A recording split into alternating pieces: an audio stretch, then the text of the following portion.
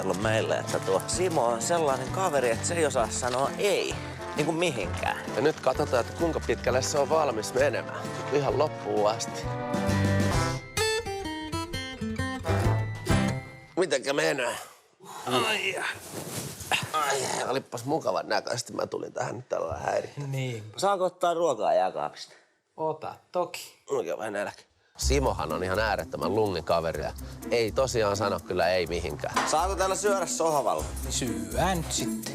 No ei, kyllähän se passaa. Miten te niinku tapasitte aikoinaan? No me tavattiin Eikö se nyt saa... Ota tuo. Voi perhana viekö. Saako ottaa vaatteet? Kato. Saako riisu? No ota minun puolesta. Saako istua syliin? Onks ihan pakko syliin istua? No, en mä viitti tuohon kakkato istua, kun sitten menee toinenkin sohva. Passaako? No samaahan tuo nyt on. No niin, piru mullakin on tää ketsuppia Samperin viekö housuissa.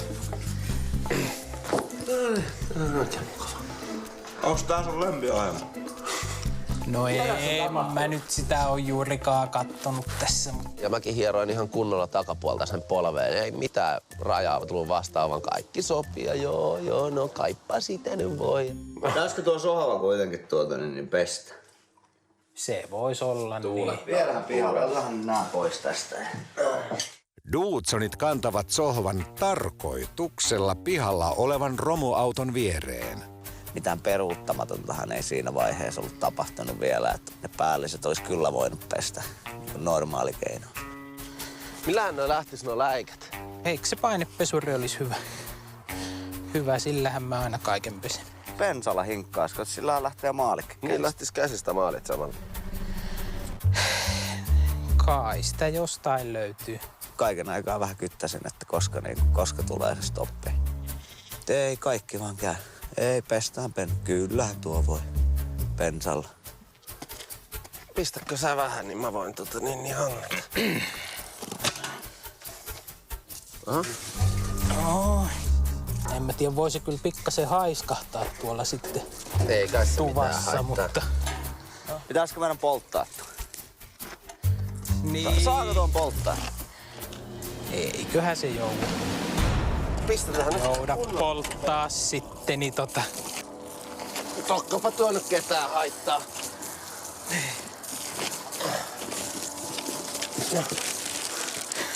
Poltetaanko tuo auto nyt tuosta alta samalla pois? No vähän siltä näyttää ainakin. Haittaako se? Eipähän sekään. No ei kai se ketään haittaa. Jos ei isäntä sano ei, niin isäntä ei sano ei. Poltetaan vaan. Loppuun astihan me luvattiin kokeilla sen rajoja ja ei tullut rajaa vastaan. Siinä vaiheessa itse oli vaan niinku se mukana eläjä. Lupa tuli isännältä kaiken aikaa. Ota sä siitä se, niin ei kai muuta 1, 2, 3 ja... Jaha. Kohan se lähettävä sohva kauppaan. Alkas vähän näyttää. Mä tiedän, tarviiko sitä sohvaa. Niin, no sekin on tietysti sitten taas. Oho! Eipä kai tuo ketään haittaa. Eipä kai. Mitä siellä nyt tapahtuu? Täällä on Volvo tules. Siis on pitänyt polttaa auto. Niin. Mikä tuossa palaa tuossa edessä? Sohva. Sohva. Niin, tuli vähän sotkua, niin pensalla sit koitettiin puhistaa, mutta näin tässä nyt kävi. Haittaako tuon? Simolta kysyt